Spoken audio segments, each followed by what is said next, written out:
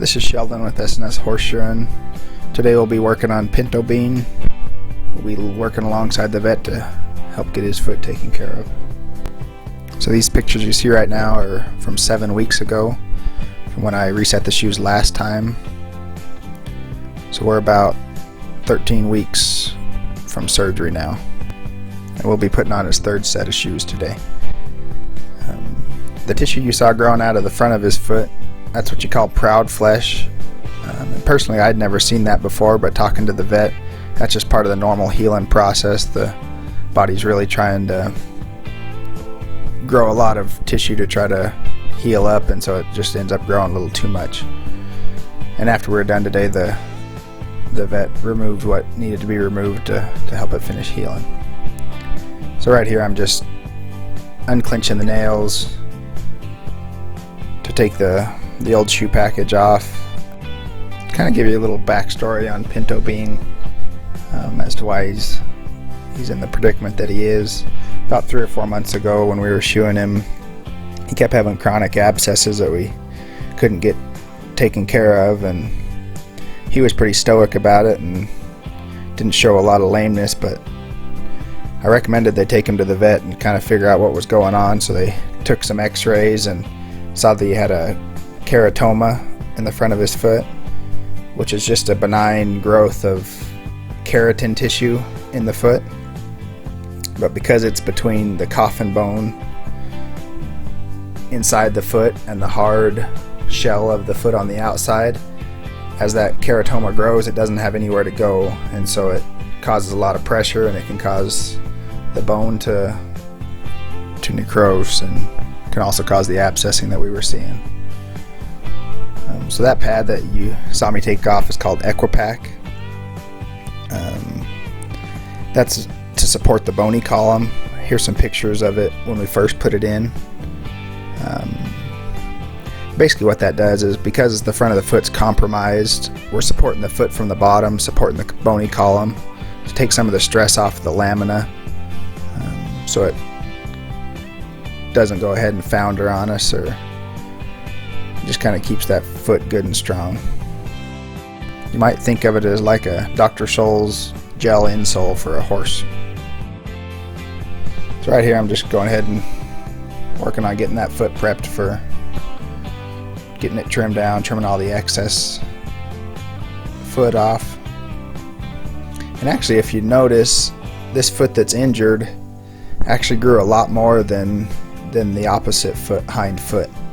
And that was the first time I'd ever seen that, and so I went and was talking to the surgeon about that, and it actually grew a lot more than what a normal foot would grow in 6 weeks.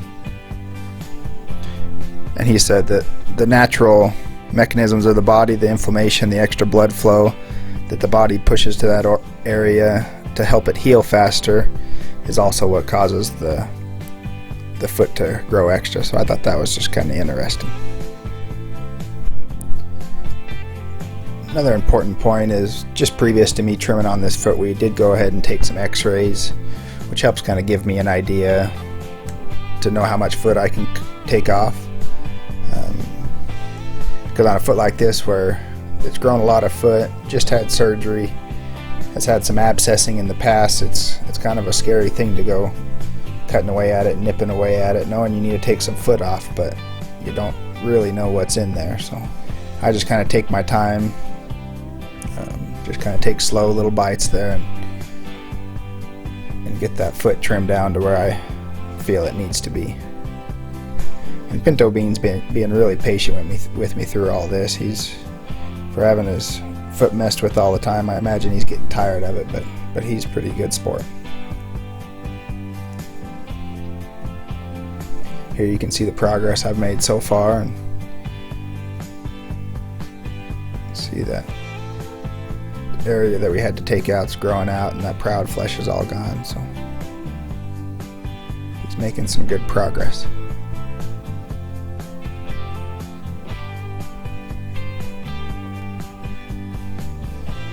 So right here I'm just using a rasp to get that foot nice and level, get it ready for the shoe. And then here in a second you'll see I'll kind of go around the foot and take any flares and leverage off. You can see on that inside toe there's kind of a lot of hoof wall that's been stretched and pulled out there. I'll go ahead and take that off. You don't want any extra leverage on that lamina and hoof wall. So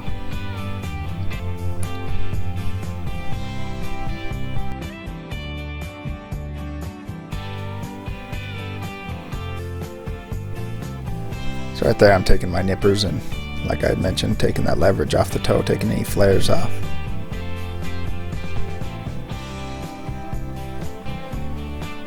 So there's our foot, all trimmed up, ready for a shoe. And this go around I'm going to actually be eco-friendly and reuse the shoe we used before.